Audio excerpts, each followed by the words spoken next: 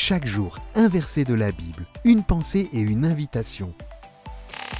Plus de power avec Léo. As-tu déjà ressenti une telle faiblesse au point de ne plus avoir la force pour continuer à te battre? Tu sais, comme dans ces rêves où tu cours de toutes tes forces, mais tu finis par ralentir. Ou comme si tu donnes un coup de poing avec toutes tes forces et ça fait pouf. On a tous eu des moments où se sent faible, non? Où tu te ressens que tu n'as plus de force pour te battre contre une mauvaise tendance dans ta vie. Eh bien, j'ai une bonne nouvelle aujourd'hui pour toi.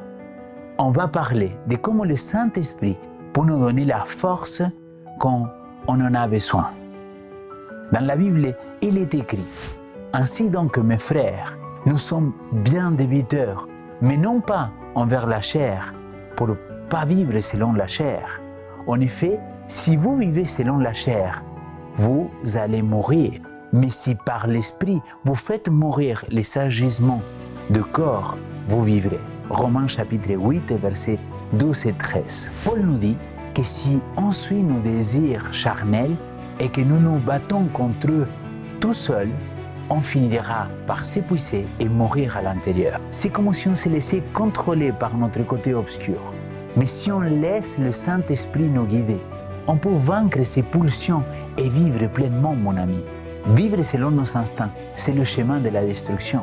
Mais si on laisse l'Esprit contrôler nos actes, on trouve la vie. Dans le livre Conquérant Pacifique, Ellen White a écrit ceci. Du jour de la Pentecôte jusqu'à aujourd'hui, le Consolateur a été envoyé à tous ceux qui se sont soumis eux-mêmes pleinement au Seigneur et à son service. Surtout ceux qui ont accepté le Christ comme sauveur personnel, le Saint-Esprit est venu comme conseiller, guide, témoin et comme celui qui sanctifie. Ceux qui furent revêtus à la Pentecôte de la puissance d'en haut n'étaient pas pour autant libérés des tentations et des épreuves à venir.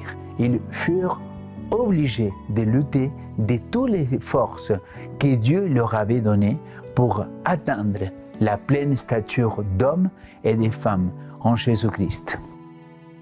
Chaque jour, ils priaient pour une nouvelle mesure de grâce, pour s'élever de plus en plus haut vers la perfection.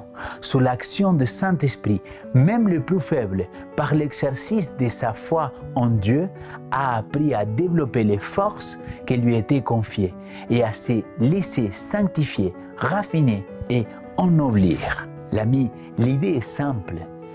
C'est lorsque nous sommes faibles, on peut demander au Saint-Esprit de nous donner la force de surmonter nos faiblesses. On a tous des moments de faiblesse, mais on n'est pas seul. On a le Saint-Esprit comme notre power spirituel. Alors, n'hésite pas à demander plus de son power pour devenir la meilleure version de toi-même.